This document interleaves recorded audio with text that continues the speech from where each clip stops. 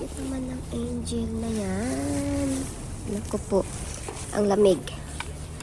Naglakad ako kasi ginikinaw ako kasi ang tagal ng bus dumating.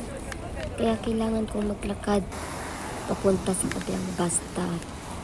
Nakita ko yung mga to, ang ganda nila. Ang ganda ng ng decoration nila.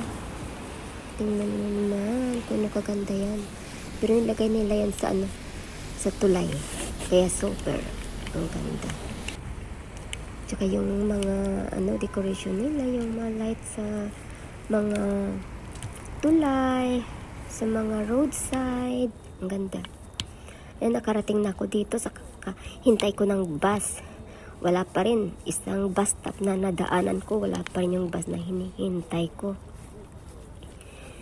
Kaya giniginaw na nga ako eh.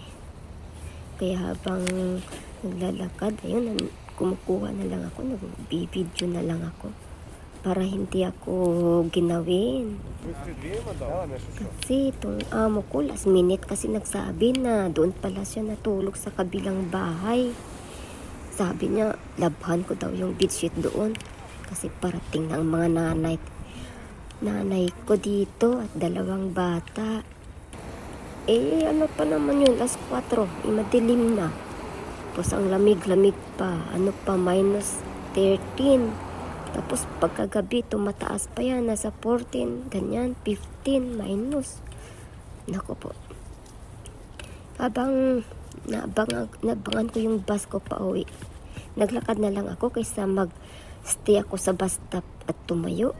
Mabilis ako ginawin. Kaya ito, pero sobrang tagal naman ang bus ko. Kung pwede mo lang talon-talon pa nga ako at naku po, tumatakbo para hindi na ginawin. Dami ko naman suot. 4 na yata na patong yung suot ko. Ito pag Christmas dito, ang ganda dito yung buong parang park na to. May mga decoration silang mga maliliit na bola na colorful.